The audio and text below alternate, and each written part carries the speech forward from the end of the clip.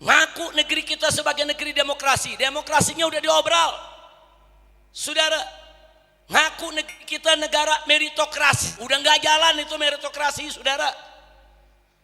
Nah, kesimpulannya, kenapa darurat-darurat itu terjadi di kita punya negeri? Karena Indonesia sedang mengalami darurat akhlak.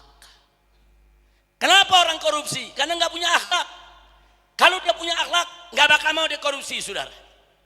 Kenapa laki sama laki berani ciuman di jalanan, berani ciuman di panggung, ditonton oleh sekian banyak orang? Nanti punya akhlak. Dilaknat oleh Allah dan Rasulnya, saudara. 3 kali Nabi sebut, dilaknat siapa saja yang mengamalkan perbuatan kaum Lut. Dilaknat siapa saja yang mengamalkan perbuatan kaum Lut. Dilaknat siapa saja yang melakukan perbuatan daripada perbuatan kaum Lut. Kami turunkan hujan batu terhadap kaum Lut, saudara. Dimurkai Allah. Pemimpin Indonesia, Bapak Presiden, anggota DPR, ittaqullah, takutlah kalian kepada Allah. Ini Indonesia negara mayoritas muslim terbesar di dunia. Jangan lupa, Indonesia ini dimerdekakan oleh darah para syuhada, para ulama, para santri yang berjuang mati saat memerdekakan negara ini, saudara. Jangan lupa, umat Islam di Indonesia ini mayoritas. Mereka wajib menjalankan syariatnya. Jangan sekali-kali syariat mereka kau kriminalisasi, kau jadikan kejahatan, kau jadikan pidana, haram. Maka itu, saudara, saya nggak bakal berhenti sampai di sini, saudara. Walaupun usia saya sudah lanjut, sudah umur 60 lebih, tapi dalam urusan amar ma'ruf nahi munkar saya nggak bakal berhenti. Nggak boleh kita berhenti, saudara. Sebab kalau ini dibiarkan, kesian anak cucu kita nanti, saudara.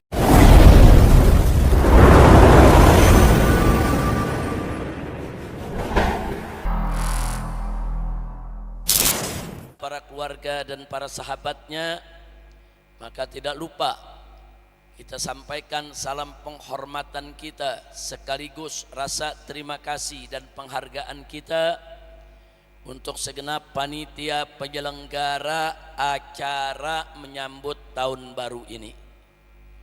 Wabil khusus segenap DKM daripada Masjid Besar Lembang yang kita cintai ini, begitu juga segenap pengurus daripada DPD maupun DPW Front Persaudaraan Islam yang duduk di depan bersama kita, Imam FPI Jawa Barat yaitu Habib Zaki bin Ali Al-Aidarus hafizahullah ta'ala wa ra'ah, famatallahu bituli hayati wa nafa'ana bi ulumi fid dini wad dunya wal akhirah, amin ya rabbal alamin. Begitu juga salam penghormatan ini kita sampaikan kepada seluruh pihak,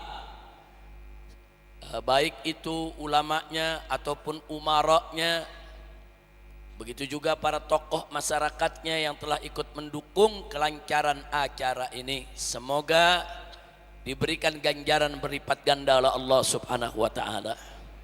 Dan secara istimewa penghormatan ini kita sampaikan kepada seluruh kaum bapak, kaum ibu, para pemuda, para pemudi, kaum muslimin dan muslimat rahimakumullah.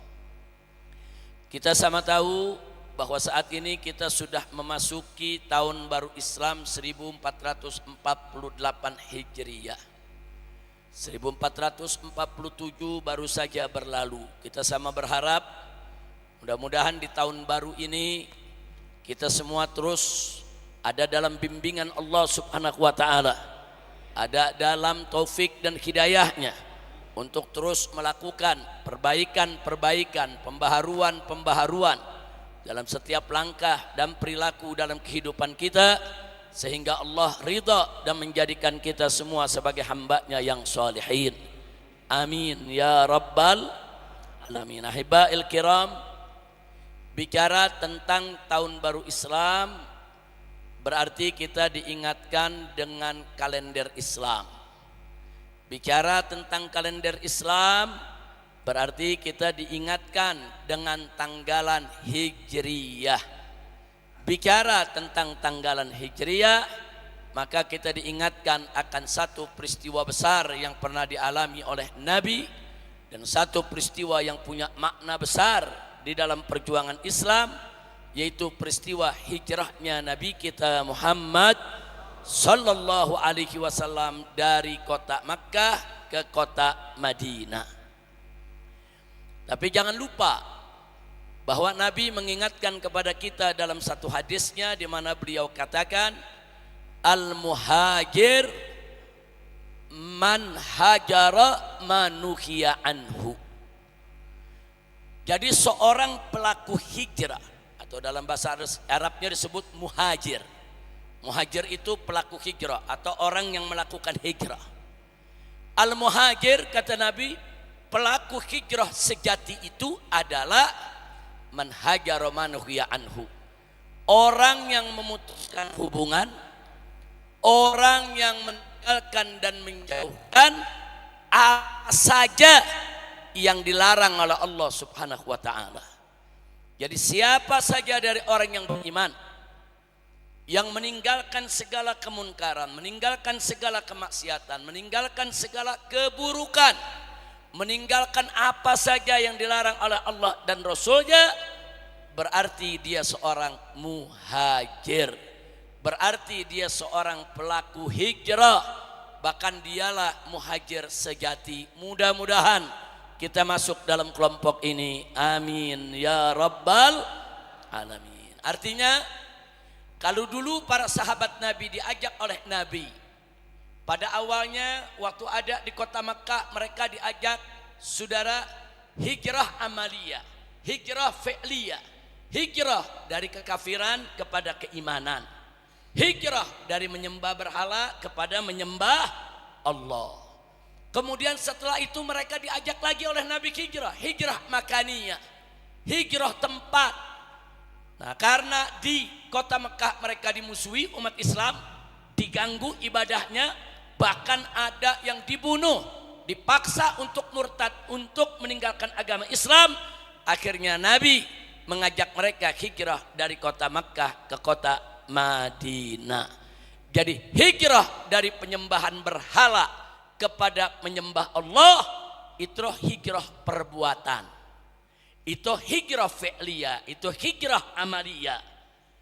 Hijrah daripada kekafiran kepada keimanan itu hijrah i'tiqadiyah, amaliyah, fi'liyah. Tapi hijrah dari Mekah ke Madinah itu adalah hijrah makaniyah, hijrah tempat. Nah, hukum hijrah ini tetap berlaku sampai hari kiamat. Nah, bila suatu ketika umat Islam diganggu akidahnya, tidak bisa ibadah, tinggal di suatu komunitas yang mayoritas bukan Islam, dia hanya segelintir saja, diganggu, dibunuh, maka mereka wajib hijrah untuk menyelamatkan akidahnya, menyelamatkan imannya, saudara. Nah, artinya hijrah tempat itu tetap berlaku, apalagi hijrah amaliyah, hijrah dari perbuatan buruk kepada perbuatan baik, hijrah dari maksiat kepada taat, hijrah dari khabith kepada thayyib, hijrah minas sayyiat ilal hasanat, hijrah, saudara, dari hal-hal yang dilarang oleh Allah Subhanahu wa taala kepada hal yang diperintahkan oleh Allah. Nah, hijrah semacam ini setiap hari, setiap saat kita dituntut oleh Allah dan Rasulnya. Mudah-mudahan di tahun baru 1448 Hijriah ini kita semua diberikan kekuatan oleh Allah, bisa hijrah dari kondisi yang tidak baik kepada kondisi yang baik, dari maksiat kepada taat, insya Allah. Saudara, saat ini kita punya negeri ini dalam keadaan darurat. Darurat hampir di setiap aspek. Saudara, di negeri kita ada darurat kebohongan. Maksudnya apa darurat kebohongan? Kebohongan membudaya.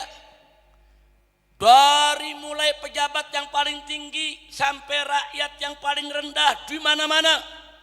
bohong dianggap biasa, saudara. Di mana-mana ada kebohongan. Bahkan kebohongan itu, saudara, sering diulang-ulang. Karena kebohongan yang diulang-ulang, saudara, kadang-kadang bisa dianggap sebagai satu kebenaran. Bohong ini udah merajalela. Makanya saya katakan negeri kita darurat kebohongan, sekaligus darurat kecurangan. Di mana-mana terjadi kecurangan. Di Pilpres ada kecurangan, di Pilkada ada kecurangan, di mana-mana terjadi kecurangan, saudara. Jadi kecurangan itu sudah merajalela. Nah, kemudian ada lagi kita juga mengalami darurat kezaliman. Kezaliman juga terjadi di mana-mana. Berapa banyak rakyat kecil, saudara, yang menjadi korban. Berapa banyak rakyat kecil yang di sana sini digusur, saudara, sampai mau dagang masih berubah Satpol PP, saudara. Di mana-mana, cuman penghasilan sehari mungkin dapat 1000-20.000 sekedar makan. Dagangannya diobrak-abrik, saudara. Dagangannya diambil oleh petugas apa? Oh, petugas menjawab, tapi mereka melanggar, Habib. Dagang di trotoar, iya mereka salah. Tapi bukan berarti dagangan mereka dirampas. Modal mereka nggak seberapa. Itu nyawa mereka, itu kehidupan mereka, itu untuk anak mereka. Hilang, saudara, saibah, hilang udah empati, saudara. Nah, ini yang saya katakan tadi, darurat kezaliman. Kezaliman di mana-mana. Nggak sampai di situ, saudara. Juga terjadi darurat kemunafikan. Nah, berapa banyak sekarang? Sebagaimana Nabi katakan dalam hadis, saudara, ayatul munafik salat. Tanda atau ciri munafik itu ada 3. Iza haddatsa kadzaba. Kalau dia bicara dia bohong. Wa iza wa'ada akhlafa. Kalau dia janji ingkari janjinya. Wa iza tumina khana. Kalau dia dikasih amanat dia khianat. Kita lihat di sekitar kita sekarang, saudara. Berapa banyak orang kalau bicara bohong, janji diingkari, diberikan yaitu amanat dia khianati, dikasih amanat sebagai pemimpin dia korupsi. Itu kan namanya mengkhianati amanat. Ini terjadi di mana-mana. Berarti apa? Darurat kemunafikan. Apalagi kemunkaran, udah darurat kemunkaran di mana-mana. Darurat narkoba, darurat elit, saudara, darurat judi. Mau judi online-nya, saudara, mau judi offline-nya, di mana-mana. Ini ada apa dengan saudara? Serba darurat. Enggak sampai di situ, ada darurat korupsi, darurat kolusi, darurat konstitusi, darurat demokrasi, darurat meritokrasi. Ngaku negeri kita sebagai negeri demokrasi, demokrasinya udah diobral. Saudara, ngaku negeri kita negara meritokrasi, udah nggak jalan itu meritokrasi, saudara. Nah, kesimpulannya, kenapa darurat-darurat itu terjadi di kita punya negeri? Karena Indonesia sedang mengalami darurat akhlak. Kenapa orang korupsi? Karena nggak punya akhlak. Kalau dia punya akhlak, nggak bakal mau dia korupsi, saudara. Kenapa laki sama laki berani ciuman di jalanan, berani ciuman di panggung, ditonton oleh sekian banyak orang? Kenapa orang janji berani diingkari? Nggak punya malu, saudara. Terang-terangan dia bohongin orang, terang-terangan karena nggak punya akhlak. Kenapa orang seenaknya berbuat kemaksiatan di mana-mana? Jawabnya karena tidak punya akhlak, saudara. Pantas kita punya nabi, sejak awal beliau diutus oleh Allah, misi yang dibawanya adalah menyempurnakan akhlak. Nabi yang mengatakan dalam hadisnya, apa kata beliau? Au kama qala Nabi sallallahu alaihi wasallam, "Innama bu'itstu li utammima makarimal akhlak." Dalam riwayat lain disebutkan, "Innama bu'itstu li utammima shalihal akhlak." Jadi kata Nabi alaihi salatu wasallam, "Innama bu'itstu," sesungguhnya aku ini diutus hanya untuk apa? Kenapa katakan disebut hanya? Karena menggunakan innama adatun min adawatil hasr. Digunakan untuk pembatasan, saudara. Innama bu'itsu, sesungguhnya aku ini telah diutus oleh Allah hanya liutammima makarimal akhlak, hanya untuk menyempurnakan kemuliaan-kemuliaan akhlak. Di hadis yang lain liutammima sholihal akhlak, untuk menyempurnakan kebaikan akhlak. Tegas Nabi mengatakan bahwa misi kenabian yang dibawa oleh beliau, tugas yang diemban oleh beliau dari Allah Subhanahu wa taala adalah menyempurnakan akhlak, saudara. Karena memang zaman jahiliyah di mana-mana akhlak rusak, akhlak hancur, saudara. Batu dijadikan Tuhan, anak perempuan dikubur hidup-hidup, minuman keras dijadikan minuman sehari-hari, judi sudah merajalela, saudara. Rusak, hancur. Nah, jadi kalau Nabi kita diutus oleh Allah hanya untuk menyempurnakan akhlak, saudara, maka akidah syariat yang kita jalankan tujuannya untuk kesempurnaan akhlak, saudara. Kenapa kita tidak boleh berdukun? Kenapa kita dilarang untuk mempelajari ilmu sihir? Kenapa kita nggak boleh merusak akidah? Jawabnya, agar akhlak kita sempurna. Kenapa kita sholat 5 waktu? Kenapa kita puasa Ramadan? Kenapa kita bayar zakat harta, saudara? Kenapa kita umroh, kita haji? Jawabnya, untuk kesempurnaan akhlak. Kenapa kita nggak boleh menenggak minuman keras? Kenapa kita nggak boleh berjudi, nggak boleh berzina? Kenapa kita nggak boleh menganiaya, mencuri, membunuh? Kenapa? Supaya sempurnanya akhlak. Jadi kalau ada orang ngaku akidah saya kuat, akidah saya bersih, lurus, syariat saya jalankan, tapi akhlaknya nggak bagus, bohong yang diucapkan, saudara.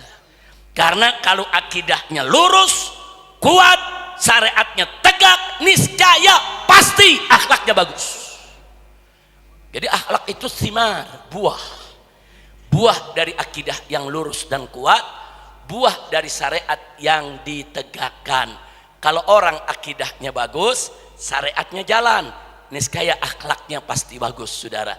Jadi akhlak ini cermin. Jadi kalau kita mau lihat akidah orang itu bagus apa enggak, kalau kita mau lihat syariatnya jalan apa enggak, lihat aja akhlaknya. Kalau akhlaknya bagus, akhlaknya baik, insya Allah. Akidahnya bagus, insya Allah, saudara, syariatnya juga dijalankan dengan baik. Amin ya rabbal alamin. Nah, maka itu kalau ada yang bertanya, Habib, bagaimana cara akhlak kita baik? Kuatkan akidah. Bagaimana cara akhlak kita baik? Jangan tinggalkan syariat.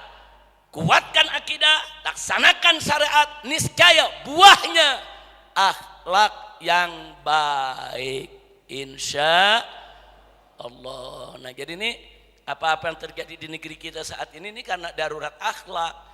Makanya Bapak, Ibu, sejak 1 dekade yang lalu lebih, jauh sebelum saya hijrah ke Mekah, saya dengan kawan-kawan di FPI, dengan dai-dai yang disebar ke seluruh Indonesia, kami sudah mengkampanyekan revolusi akhlak.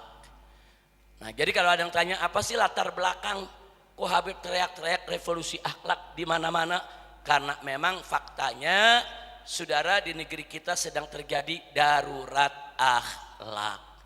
Darurat akhlak ini terjadi di semua lapisan. Terjadi di kalangan umaroknya, terjadi di kalangan ulamanya, terjadi di kalangan santrinya, terjadi di kalangan umatnya, terjadi di seluruh lapisan. Termasuk terjadi di tentaranya, terjadi di polisinya, saudara. Kalau akhlak sudah hilang, berbahaya. Ada syair, saudara, dalam bahasa Indonesia yang sering kita dengar, di mana dikatakan, saudara, bahwa tegaknya rumah karena sendi, hilangnya sendi rumah binasa. Tegaknya bangsa karena budi, tanpa budi bangsa binasa. Nah, jadi bangsa ini bisa tegak kalau budinya bagus, kalau akhlaknya bagus, kalau pekertinya bagus. Sama, jadi akhlak itu ibarat sendi rumah. Rumah kalau ada sendinya dia berdiri tegak, nggak ada sendinya dia ambruk. Negara juga begitu. Nah, sendi negara itu akhlak. Nah, kalau akhlaknya tidak ada, ambruk itu negara, saudara. Karena kalau sudah tidak punya akhlak, kemungkaran apa aja dikerjain. Contoh, salah satu akhlak yang disebut oleh Nabi, saudara, sebagai bagian daripada iman, yaitu al-haya, malu. Nabi mengatakan al-haya syu'batun minal iman. Haya itu hanya sebagian, satu bilik dari keimanan. Lalu perannya sehebat apa malu itu, saudara? Nabi mengatakan idza lam tastahi fasna ma syi'ta. Kalau kau sudah tidak punya malu, kerjakan apa saja yang kau mau. Artinya apa? Orang kalau udah nggak punya malu, saudara, apa aja dikerjain. Orang kalau sudah nggak punya malu, ya dia mencuri, ya dia korupsi. Nggak ada malunya, saudara. Kadang-kadang kita heran kok tuh orang nggak punya malu, udah korupsi dipoto pakai senyum lagi, saudara. Hilang urat malunya, udah putus, saudara. Jadi sifat malu itu salah satu akhlak yang terpuji, salah satu bilik keimanan. Kalau sifat malu ini kita tumbuh suburkan, semua punya sifat malu, saudara, nggak bakal sembarangan orang untuk berbuat maksiat dan kemunkaran. Nah, ada orang bohong berkali-kali di TV, di surat kabar, nggak punya malu, ketahuan bohongnya, dia ketawa. Inna lillahi wa inna ilaihi raji'un. Nah, maka itu ada peringatan menyambut tahun baru Hijriah malam hari ini. Sekali lagi dan untuk yang kesekian kali saya ingin mengajak semua umat Islam dimanapun Anda berada, baik yang malam ini berada di Masjid Besar Lembang ini maupun yang mendengarkan lewat rekaman-rekaman yang disebarluaskan, saudara. Ayo kita galakan revolusi akhlak, revolusi akhlak, karena negeri kita sedang darurat di semua aspek kehidupan. Tanpa menegakkan akhlak, saudara, negeri kita akan ambruk. Nah, terus ada yang tanya, kenapa kita nggak tegakkan syariat saja? Kenapa kita nggak tegakkan akidah saja, saudara? Nah, tadi saya sudah katakan, akhlak itu cerminan dari akidah dan syariat. Kalau kita sudah katakan tegakkan akhlak, revolusi akhlak, berarti apa? Berarti mantapkan akidah, tegakkan syariat. Kuatkan akidah, jalankan syariat, itu yang akan membuat lahirnya akhlak al-karimah. Nah, makanya saya sebutkan, ayo kita revolusi akhlak. Mari kita perbaiki akhlak kita semua, insya Allah. Saudara, orang kalau sudah tidak punya akhlak, saudara, dia tidak akan lagi menggunakan akal yang diberikan oleh Allah. Dia tidak akan lagi menggunakan mata yang Allah berikan untuk melihat kebenaran. Dia tidak akan gunakan lagi telinga yang diberikan oleh Allah untuk mendengar suara yang hak. Makanya dalam Al-Quran Allah infokan kepada kita, faqala ta'ala walaqad dara'na li jahannama katsiran minal jin wal ins lahum qulub la yafqahuna biha wa lahum a'yun la yubsiruna biha walahum adhan la yasma'una biha ulaika kal an'am bal hum adal. Sadaqallahul azim. Luar biasa, saudara, informasi ilahi dalam Al-Quran. Allah menyatakan apa? Walaqad dara'na li jahannama katsiran minal jin wal ins. Telah kami siapkan untuk kami jebloskan ke dalam neraka jahanam begitu banyak dari kalangan manusia maupun dari kalangan jin. Kenapa ada manusia yang akan Allah jebloskan ke dalam neraka jahanam? Allah katakan lahum qulub. Mereka itu punya akal, ada pikirannya, Allah berikan. Tapi sayang, la yafqahuna biha. Dia enggak gunakan akalnya untuk berpikir. Dan enggak gunakan akalnya, saudara, untuk berpikir agar dia kenal Allah, kenal Rasul, kenal Nabi, tahu mana yang hak, mana yang batil, mana yang haram, mana yang halal. Dia nggak pakai akalnya. Walahum a'yun, kata Allah, dan mereka punya mata. Allah berikan kepada mereka mata untuk melihat, saudara. Tapi apa yang terjadi, kata Allah, la yubsiruna biha. Mereka enggak gunakan mata mereka untuk melihat yang hak, untuk melihat, memandang kebenaran. Matanya digunakan untuk melihat yang haram, memandang yang haram. Nggak sampai di situ, kata Allah, walahum adzan, dan mereka punya telinga. Allah berikan telinga buat mereka. Tapi apa yang terjadi, saudara? La yasma'una biha. Mereka nggak gunakan telinganya untuk mendengar kalam Allah, untuk mendengar suara kebenaran, untuk mendengar suara keadilan. Nggak dipakai. Nah, kalau sudah begitu, Allah kasih akal, dia nggak pakai. Allah kasih mata, dia nggak pakai. Allah kasih telinga, dia nggak pakai, saudara, untuk mengenal Allah dan Rasulnya, untuk mengetahui mana taufik, mana hidayah, saudara. Nah, kalau sudah dia nggak pakai, apa kata Allah? Ulaika kal an'am, mereka bagaikan binatang ternak. Jadi yang ngatain mereka binatang bukan kiai, bukan ajengan, bukan habib, bukan. Yang ngatain mereka binatang Allah. Allah yang mengatakan ulaika kal an'am, mereka itu yang nggak memakai akalnya, nggak memakai pandangannya, nggak memakai pendengarannya untuk mengetahui yang hak. Ulaika kal an'am, mereka itu bagaikan binatang ternak. Bahkan kata Allah, adol, lebih sesat, lebih hina daripada binatang ternak. Inna lillahi wa inna ilaihi raji'un. Makanya saudara, kalau maksiat udah merajalela di mana-mana, kita melihat perilaku manusia udah kayak binatang.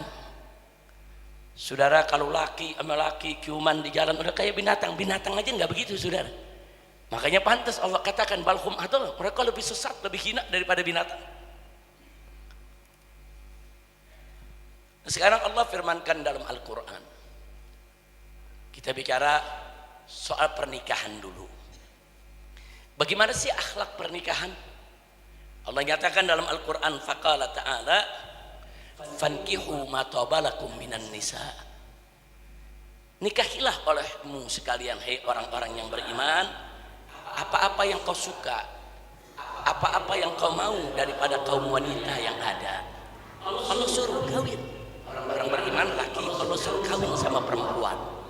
Jadi ayat ini bukan suruh laki kawin sama laki, ayat ini bukan nyuruh perempuan kawin dengan perempuan.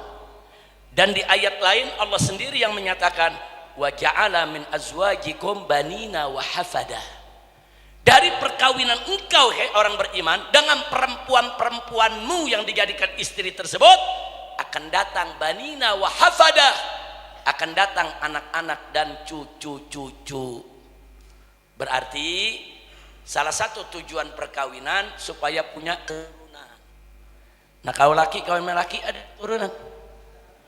Nah, saya mau tanya di sini, laki kawin sama laki ada keturunan?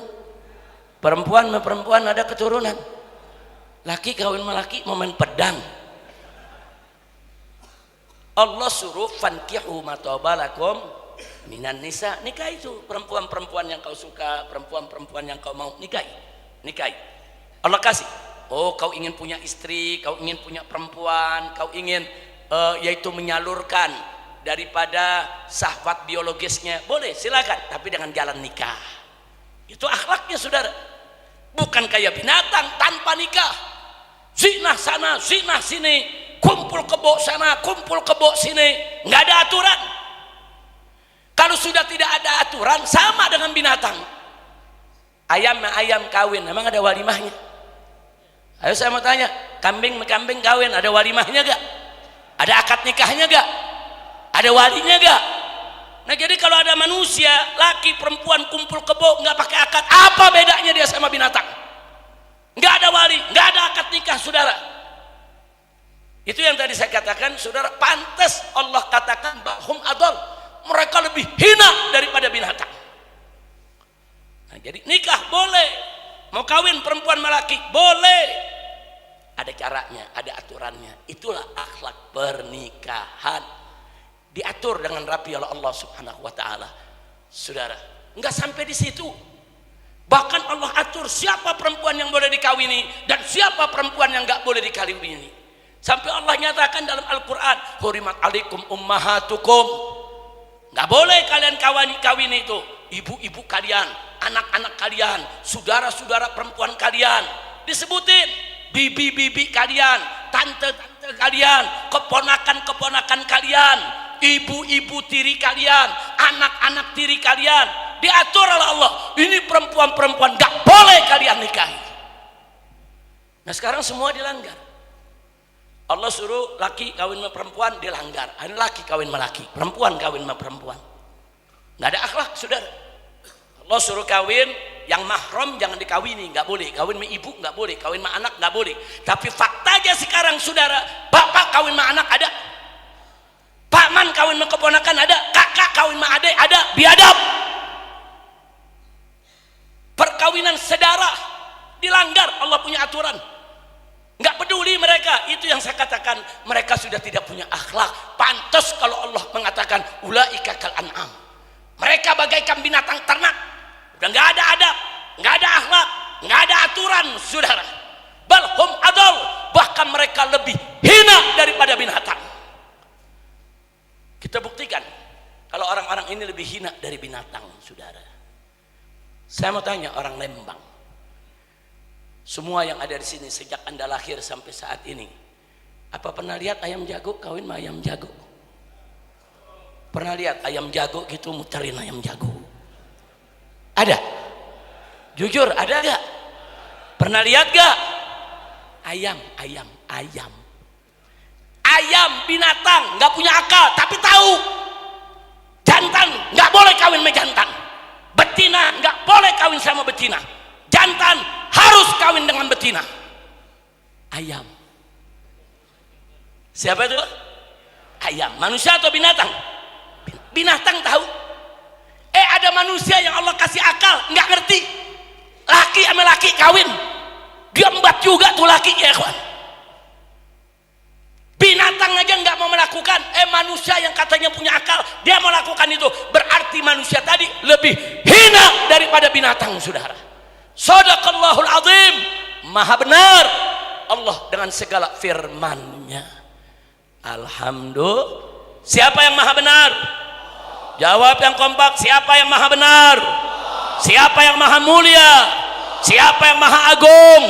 Siapa yang maha kuasa? Takbir. Sallu ala nabi. Nah sekarang semuanya terjadi, saudara. Sekarang ini penyimpangan seksual terjadi. Allah nggak larang hamba-hambanya untuk melampiaskan nafsu seksualnya. Allah nggak larang. Cuman Allah buat aturan. Ada aturan melamarnya, khitbah, ada aturan akad nikahnya, ada aturan-aturan syarat yang mesti dipenuhi, rukun yang dipenuhi, saudara. Ada aturan mana yang boleh dikawini, mana yang boleh dikawini, ada aturan. Silakan lampiaskan, penuhi kebutuhan biologismu, tapi ikuti aturan syariat. Nah faktanya sekarang semua dilanggar. Mari kita lihat, ini penyimpangan seksual di negeri kita merajalela. Satu, di mana-mana terjadi incest. Apa itu incest? Incest itu perkawinan sedara. Yang tadi saya cerita, paman kawin sama keponakan, bapak tiri kawin sama anak tirinya, saudara. Bapak tiri kawin sama anak tiri, nikah saja nggak boleh, apalagi disinai. Ini sekarang berapa banyak bapak tiri tega, saudara. Dia perkosa anak tirinya, dia sinai anak tirinya, nikah saja nggak boleh. Bapak tiri, anak tiri, nikah nggak boleh. Karena hubungan bapak tiri dengan anak tiri seperti bapak kandungnya, saudara. Islam begitu menghormati hubungan tersebut, saudara. Dilanggar.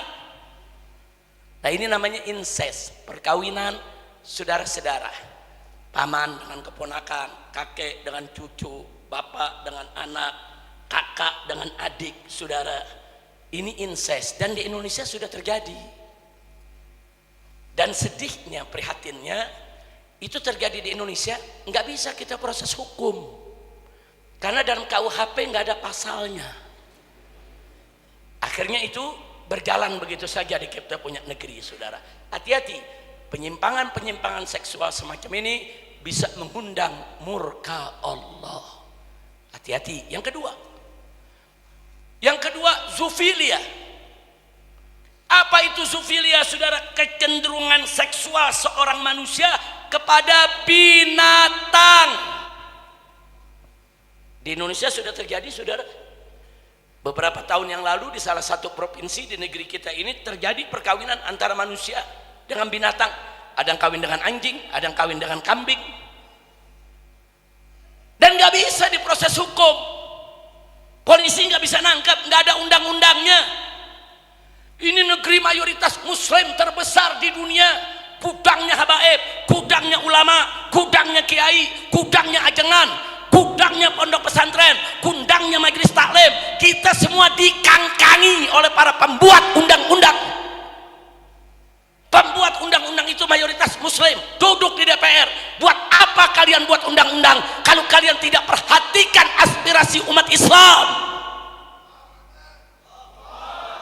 Fakta, saudara, nggak ada pasal yang melarang urusan incest, urusan zoofilia, saudara. Ada lagi nekrofilia, dan ini juga terjadi di negeri kita. Kecenderungan seksual seseorang kepada mayat. Mayat ditidurin, nafsu dia menjadi asah, saudara. Ini semua penyakit jiwa. Ini semua perbuatan munkarat. Kalau ini terjadi, pelakunya harus ditangkap, harus dihukum, harus diberikan sanksi, saudara. Dari yang paling ringan sampai yang paling berat, gak boleh dibiarkan. Tapi yang terjadi di negeri kita nggak ada undang-undangnya. Jadi kalaupun kita tangkap, kita bawa ke polisi, pasalnya yang mana? Dan yang sekarang lagi marak, LQ, haram, mal'un, dilaknat oleh Allah dan Rasulnya, saudara. Nggak boleh menyerupakan saja, saudara. Nabi melarang, bahkan dilaknat. Lelaki yang menyerupai perempuan, perempuan yang menyerupai laki-laki. Bahkan di satu hadis yang lain, man amila amala qaumi Lut mal'un, kata Nabi. Mal'unun man amila amala qaumi Lut, dilaknat siapa saja yang mengamalkan perbuatan kaum Lut. Sampai 3 kali Nabi ucapkan. Mal'unun man amila amala qaumi Lut, mal'unun man amila qaumi Lut, mal'unun man amala qaumi Lut, man amila amala qaumi Lut. 3 kali Nabi sebut. Dilaknat siapa saja yang mengamalkan perbuatan kaum Lut. Dilaknat siapa saja yang mengamalkan perbuatan kaum Lut. Dilaknat siapa saja yang melakukan perbuatan daripada perbuatan kaum Lut. Bahkan dalam Al-Quran kita lihat bagaimana Allah memberitakan kepada kita, fa'amtarna, saudara, matran, fa'amtarna alaihim matra. Kami turunkan hujan batu terhadap kaum Lut, saudara. Dimurkai Allah. Nah, jadi kalau EG menyebar terus kita biarkan, ya siap-siap aja. Allah akan murka dengan kita punya negeri. Allah akan murka dengan kita semua. Kalau itu Allah sudah murka, berbagai bencana akan datang. Gempa bumi, tsunami, gunung meletus, saudara, bumi pecah. Apa saja bencana akan datang. Maka itu jangan mengundang murka Allah. Kira-kira jelas tidak? Nah, saya tanya, ini kan penyimpangan. Pantas tadi Allah katakan, manusia kalau udah nggak menggunakan akal pikiran, nggak menggunakan matanya, nggak menggunakan telinganya dengan baik, mereka bagaikan binatang ternak, bahkan mereka lebih hina dari binatang. Manusia tidak punya hak untuk melawan hukum Allah. Manusia tidak punya hak untuk maksiat. Manusia tidak punya hak untuk berbuat yang haram. Manusia tidak punya hak untuk menentang Allah. Sebelum kita bicara hak, bicara kewajiban. Apa kewajiban umat manusia? Allah nyatakan dalam Al-Quranul Karim, faqala ta'ala wa ma khalaqtul jinna wal insa illa liya'budun. Allah yang nyatakan dalam Al-Quran, apa kata Allah? Wa ma khalaqtul jinna wal insa illa liya'budun. Tidaklah aku ciptakan jin dan manusia itu kecuali untuk beribadah kepadaku, untuk menyembahku. Ini namanya KAM, kewajiban asasi manusia. Kalau HAM, hak asasi manusia. Hak asasi manusia enggak boleh melawan atau berlawanan dengan kewajiban asasi manusia. Makan, minum memang hak asasi manusia, Tapi makan yang haram, minum yang haram bukan hak asasi manusia, saudara. Kira-kira jelas tidak? Dikit-dikit mereka bicara ini hak asasi manusia, ini hak asasi manusia. Mau kawin laki melaki, perempuan sama perempuan, ini kan hak asasi manusia. Nggak ada hak asasi manusia untuk maksiat kepada Allah.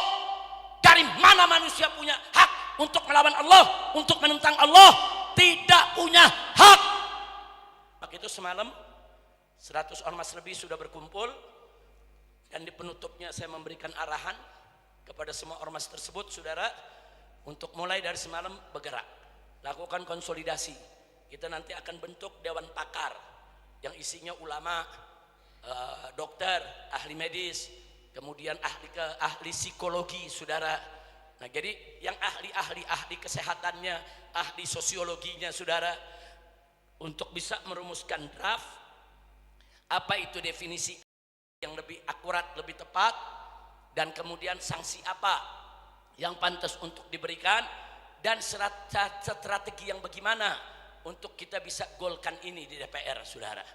Nah, itu semua sudah kita bicarakan, sudah kita diskusikan. Insya Allah nanti setiap daerah akan kita minta turun tiap daerah, di Bandung turun, di Jakarta turun, di Surabaya turun, di Makassar, di mana-mana turun, minta perda anti LGBT. Nah, kabar gembiranya beberapa daerah sudah punya, ya ikhwan. Nah, di antaranya satu, Makassar sudah ada. Pariaman di Sumatera Barat sudah punya perda anti LGBT. Di Bogor baik kota maupun kabupaten sudah dalam proses. Aceh sudah aturannya, nggak boleh ada LGBT, saudara. Nah, di Sumatera Barat, saudara, kemarin saya ketemu dengan para ulamanya, dengan senatornya, dengan para nini mamanya. Kebetulan saya di sana diundang untuk para tauhid pada tanggal 1 Muharram, saudara. Saudara, Sumatera Barat ini bukan main-main, saudara. Sumatera Barat ini kompak. Contohnya saya buktikan, Indomaret dan Alfamaret nggak ada di Sumatera Barat. Satu provinsi nggak ada. Dilarang masuk di Sumatera Barat. Nah, gubernur begitu ditanya, kenapa Anda larang masuk? Gubernur menjawab, warga kami banyak pengusaha, warga banyak pedagang, warga kami banyak yang bisa minimarket, bisa buat. Warga kami bisa bikin pasar-pasar kecil, mal-mal, pasar besar. Kenapa kami mesti kasih orang lain, saudara? Tapi di daerah lain nggak ada yang seperti Sumatera Barat, saudara. Itu Alfamaret, Indomaret masuk ke kampung-kampung, saudara. Nah, jadi di sini Sumatera Barat tuh serius. Mereka ingin mengangkat harkat pribuminya, saudara, Islamnya, pengusahanya, maksiatnya disingkirkan. Kenapa begitu? Karena masyarakat Sumatera Barat punya prinsip hidup yang dulu ditetapkan oleh para ulama mereka. Yang pertama, adat bersandi syarat bersandi kitabullah. Artinya adat berdasarkan syariat, syariat berdasarkan Al-Quran. Itu prinsip hidup mereka. Yang kedua, mereka punya prinsip, saudara, syarat mengatur, adat memakai. Artinya syariat yang mengatur, adat yang harus menjalankan, saudara. Dan mereka sudah dapat undang-undang dari pusat bahwa Sumatera Barat boleh memproduk aturan undang-undang sesuai dengan prinsip hidup mereka. Artinya Sumatera Barat sudah dapat undang-undang, mau bikin syariat Islam ke, saudara, mau larang minuman keras, mau larang narkoba, mau larang, sehingga masyarakat Sumatera Barat wajib kompak untuk mewujudkan itu semua. Nah, sebetulnya Jawa Barat nggak kalah, saudara, sama Sumatera Barat. Jawa Barat ini nggak kalah, saudara. Jawa Barat jauh sebelum itu, saudara. Jawa Barat ini kompak soal syariat, saudara. Makanya jangan kaget ada angin jahanam menghina Jawa Barat, menghina Sumatera Barat. Apa mereka bilang, saudara? Jabar dan Sumbar adalah barbar, biadab, kurang ajar. Dia lari ke Amerika, dia lari ke Inggris, sampai hari ini nggak berani pulang. Dia celak. Kenapa Jawa Barat dihina? Kenapa Sumatera Barat dihina? Karena Jawa Barat dan Sumatera Barat sangat religius, sangat Islami, pendukung syariat dari dulu sampai hari ini. Betul? Takbir. Shallu ala Nabi. Jangan Anda mengira orang ini tidak kami laporkan. Kami dari FPI sudah ada 67 laporan terhadap para penoda agama, saudara. Bukan dia aja, ada beberapa penoda agama, semua kita laporkan ke Mabes Polri. 67 laporan ada kita simpan, tapi tidak satu pun diproses, saudara. Nah, maka itu Bapak Kapolri, kalau kami curiga, saudara, kalau Kapolri itu melindungi para penista agama, jangan salahkan kami. Bagaimana kami nggak curiga? Kami lapor berkali-kali, Anda nggak proses. Kok orang yang menghina agama, menghina ulama, mengadu domba antar suku, mengadu domba antar umat beragama, terang-terangan bukti ada, kok Anda tidak tangkap? Saya sudah kirim pesan kepada Presiden sejak 2 tahun yang lalu. Bapak Presiden, Kapolri ini jangan dipakai. Jenderal polisi yang bagus banyak. Jenderal polisi yang bisa jadi Kapolri, beriman bertakwa kepada Allah banyak. Kenapa harus yang ini? Sampai 5 tahun lebih jadi Kapolri, saudara. Emang di polisi nggak ada jenderal yang bagus? Saya mau tanya, di polisi jenderal yang bagus banyak tidak? Banyak tidak? Saya sudah protes, saya sampaikan langsung ke Bapak Presiden, saudara, ke semua orang-orang yang di lingkungan Presiden, orang ini mesti diberhentikan. Ganti dengan jenderal yang beriman, yang bertakwa kepada Allah, yang dia nggak peduli siapapun menista agama tangkap, siapapun menghina, mengadu domba antar anak bangsa tangkap, proses hukum. Begitu dong. Kalau Kapolri mau membiarkan ini, saudara, umat diadu domba, dipecah belah di mana-mana, buat apa kita punya Kapolri? Saudara, ada kok jenderal-jenderal bagus saat ini yang bintang 3, saudara, yang beriman bertakwa kepada Allah, siap kok jadi Kapolri. Nah, jadi saya bicara begini, bukan nanti ada yang bilang, Habib kenapa nggak dilaporin lagi? Udah capek ngelaporinnya. Tapi walaupun begitu kami nggak bosan. Ada kejadian, lapor lagi. Ada kejadian, lapor lagi, sudah. Termasuk dulu digebugin tuh, ada yang digebugin, ditelanjangin depan DPR, saudara. Kita udah laporin, udah jadi tersangka, nggak ditangkap. Sudah jadi tersangka, nggak ditangkap. Inna lillahi wa inna ilaihi rajiun. Tapi kita sabar, kita berjuang terus dengan iman dan takwa. Mudah-mudahan Allah beri kemenangan. Amin ya rabbal alamin. Maka itu saya mau tanya semua, siap bersatu? Siap berjuang bersama? Siap selamatkan Indonesia? Siap melawan takbir? Nah baiklah, sebetulnya saya mau langsung tutup, tapi ada satu yang saya lupa sampaikan, saudara. Sayang sekali kalau saya tidak sampaikan. Hati-hati Pak Bu ya, KUHP yang baru ini beberapa pasalnya mengkriminalisasi syariat. Aturan syariat dipidanakan. Contoh, 1, nikah siri.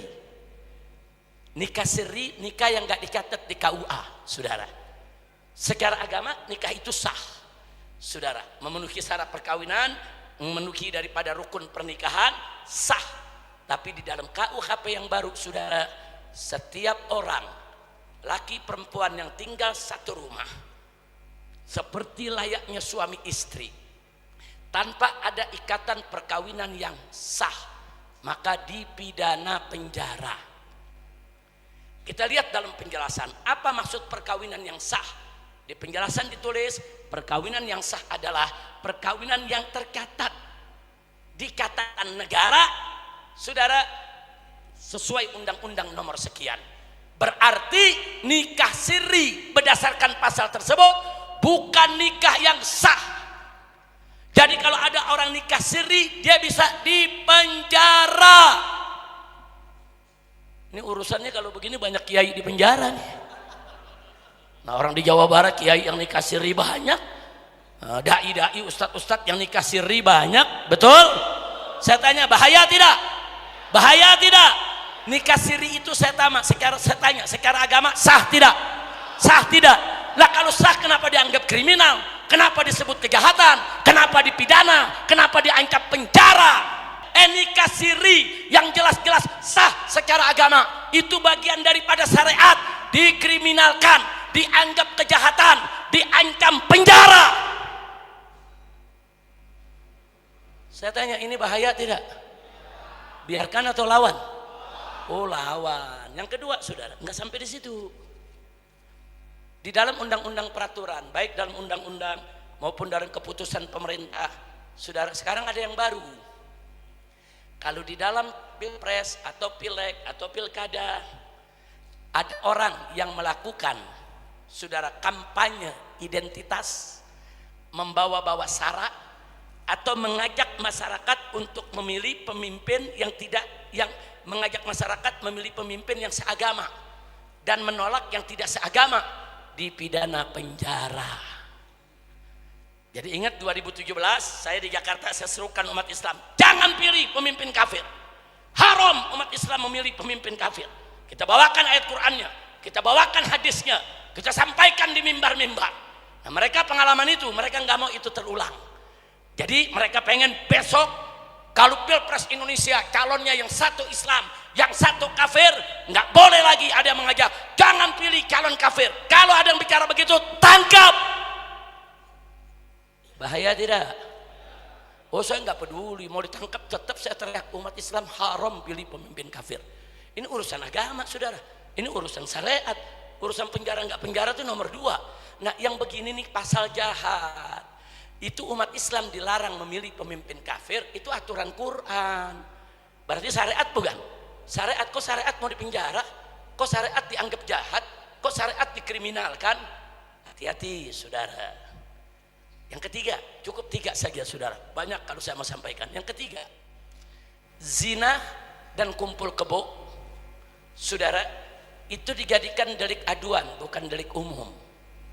Artinya, kalau ada yang berzina atau ada yang kumpul kebo, itu harus ada yang melapor dari keluarganya. Siapa keluarganya? Istrinya atau suaminya, saudara, atau bapaknya atau ibunya atau anaknya. Hanya ini yang boleh melapor. Di luar ini nggak boleh melapor. Jadi kalau tetangga kita nanti ada kumpul kebo, RT nggak bisa ngelapor, RW nggak bisa ngelapor, lurah nggak bisa bertindak. Kenapa? Bukan keluarganya. Jadi kalau nanti ada orang dari Jakarta tinggal di Lembang, kumpul kebo di satu rumah, bapak ibunya nggak tahu yang ada di Jakarta, keluarganya nggak tahu yang ada di Jakarta, nggak ada yang protes, nggak ada yang ngelapor. Orang Lembang kalau coba-coba menegur mereka, mendatangi, membubarkan orang Lembang di penjara. Bahaya tidak? Kurang ajar, saudara. Nikah siri yang syariat, dia mau penjara, saudara. Giran kumpul kebo mesina dilindungi. Ini aturan apa? Pemimpin Indonesia, Bapak Presiden, anggota DPR, ittaqullah, takutlah kalian kepada Allah. Ini Indonesia, negara mayoritas muslim terbesar di dunia. Jangan lupa, Indonesia ini dimerdekakan oleh darah para syuhada, para ulama, para santri yang berjuang mati saat memerdekakan negara ini, saudara. Jangan lupa, umat Islam di Indonesia ini mayoritas, mereka wajib menjalankan syariatnya. Jangan sekali-kali syariat mereka kau kriminalisasi, kau jadikan kejahatan, kau jadikan pidana, haram. Maka itu, saudara, saya nggak bakal berhenti sampai di sini, saudara. Walaupun usia saya sudah lanjut, sudah umur 60 lebih, tapi dalam urusan amar ma'ruf nahi munkar saya nggak bakal berhenti. Sallu ala nabi. Nggak boleh kita berhenti, saudara. Sebab kalau ini dibiarkan, kesian anak cucu kita nanti, saudara. Bagaimana nasib anak cucu kita nanti kalau ini dibiarkan? Memang itu nanti semua akan semua umat Islam di Indonesia akan kita ajak berjuang. Saya mau keliling Sumatera besok, saya mau keliling Kalimantan, saya mau keliling Sulawesi, saya mau keliling di Papua, saudara. Semua umat Islam dimanapun berada, kita mau satukan. Yuk kita bergerak kembali. Nggak boleh ada peraturan di Indonesia yang bertentangan dengan syariat Islam. Oh, ada pejabat mengatakan, Habib, ini kan Indonesia bukan negara Islam, kenapa Habib mau ngajak-ngajak orang membentuk NKRI bersyariah? Singkat jawabnya, Pak, Indonesia memang bukan negara Islam, tapi Indonesia juga bukan negara setan. Lihat Pancasila, sila pertama, ketuhanan yang Maha Esa. Artinya negara ini harus menjunjung tinggi hukum Tuhan yang Maha Esa. Siapa Tuhan yang Maha Esa? Siapa Tuhan yang Maha Esa? Jadi artinya apa? Negara ini memang bukan negara agama, ini negara berketuhanan yang Maha Esa. Ini negara tauhid. Kalau kau mau seenaknya maksiat itu merajalela, ganti saja sila pertama, jangan ketuhanan yang Maha Esa, ganti kesetanan yang luar biasa. Kurang ajar. Enak-enaknya saudara, kita lagi mau tegakkan syariat, ini kan hukum Tuhan yang Maha Esa. Waktu ngomong Habib ini bukan negara Islam, ini juga bukan negara setan. Betul? Betul? Nah sekarang saya jujur, kita umat Islam saudara, dasar negara kita ketuhanan yang Maha Esa. Bagus tidak? Bagus tidak? Dukung tidak? Terus ada yang mau ganti jadi kesetanan luar biasa. Setuju tidak? Setuju tidak? Saya tanya, diamkan atau lawan? Diamkan atau lawan? Jangan coba-coba kalian ganti sila pertama ketuhanan yang Maha Esa dengan kesetanan yang luar biasa. Saudara, enggak, sampai mati titik darah terakhir kami tetap akan berjuang bagaimana hukum Allah tegak di bumi Indonesia yang kita cinta, saudara. Takbir, takbir, takbir, sallu ala nabi. Nah akhirnya yuk acara ini kita tutup. Saya punya menantu, mana saya punya menantu, Habib Hussein bin Anis Assegaf. Habib Hussein, mana Habib Hussein? Maju ke depan, ada mic lagi. Nah coba pegang micnya. Saya pengen ajak semua untuk mengingat perjuangan kita bersama waktu kita aksi bela Islam di 4/11 212, itu membangkitkan semangat persatuan kita bela Al-Quran. Betul? Betul? Nah sekarang ini menantu saya Habib Hussein bin Anis Assegaf, ini lulusan Jamiatul Ahqaf di Hadramut di Yaman, dan sekarang ini beliau menjadi wakil ketua umum Pondok Pesantren Markas Syariah yang saya dirikan di Mega Mendung, Jawa Barat ya ikhwan. Nah saya minta Habib Hussein, kita rame-rame nih semua rame-rame kita bawakan aksi bela Islam. Setuju tidak? Setuju tidak? Al-Quran imam kami, Al-Quran pedoman kami, Al-Quran petunjuk kami, Al-Quran satukan kami. Ya stop dulu, sudah bisa ya hadrohnya ya, semua hafal kan? Hafal. Nah sekalian kita baca itu, ada pesan dari panitia supaya sembari kita menggalang dana dakwah. Setuju tidak? Setuju tidak? Ayo silakan panitia, silakan edarkan untuk menggalang dakwahnya saudara. Sementara yang lain sama-sama kita bawakan aksi bela Islam. Ayo semua rame-rame, rame-rame saudara. Bismillah.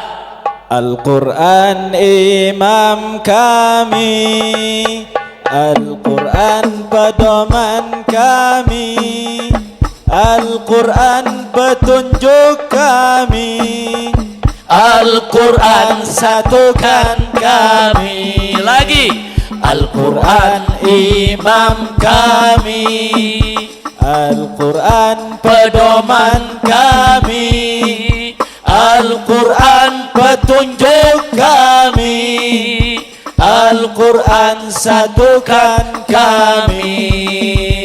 Aksi bela Islam, aksi bela Islam, aksi bela Islam, Allah Allahu Akbar. Aksi bela Islam, aksi bela Islam, aksi bela Islam, Allah angkat tangan semua. Allahu Akbar, Allahu Akbar, Allahu Akbar, Allahu Akbar, Allahu Akbar, Allahu Akbar, Allahu Akbar, Allahu Akbar. Al-Quran imam kami, Al-Quran pedoman kami, Al-Quran petunjuk kami, Al-Quran satukan kami. Lagi semangat. Al-Quran imam kami, Al-Quran pedoman kami, Al-Quran petunjuk kami, Al-Quran satukan kami. Semuanya. Aksi bela Islam, aksi bela Islam, aksi bela Islam, Allah Allahu Akbar.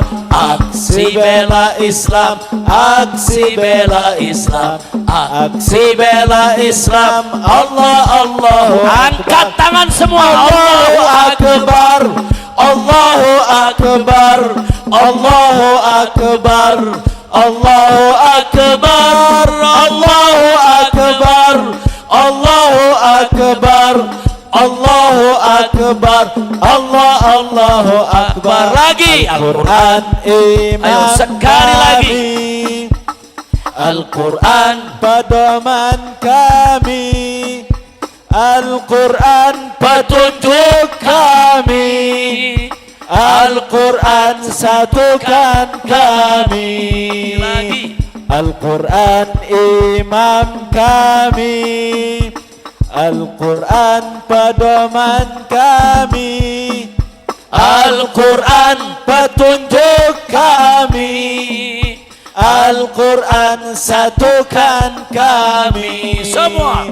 Aksi bela Islam, aksi bela Islam, aksi bela Islam, Allah Allahu Akbar. Aksi bela Islam, aksi bela Islam, aksi bela Islam, Allah Allahu Akbar. Takbir. Allahu Akbar, Allahu Akbar, Allahu Akbar, Allahu Akbar, Allahu Akbar, Allahu Akbar, Allahu Akbar, Allahu Akbar. Takbir. Sallu ala Nabi. Semangat tidak? Siap bersatu? Siap berjuang bersama? Siap turun kembali? Siap lawan LGBT? Takbir. Sallu ala Nabi. Nah, inilah yang bisa saya sampaikan pada malam hari ini.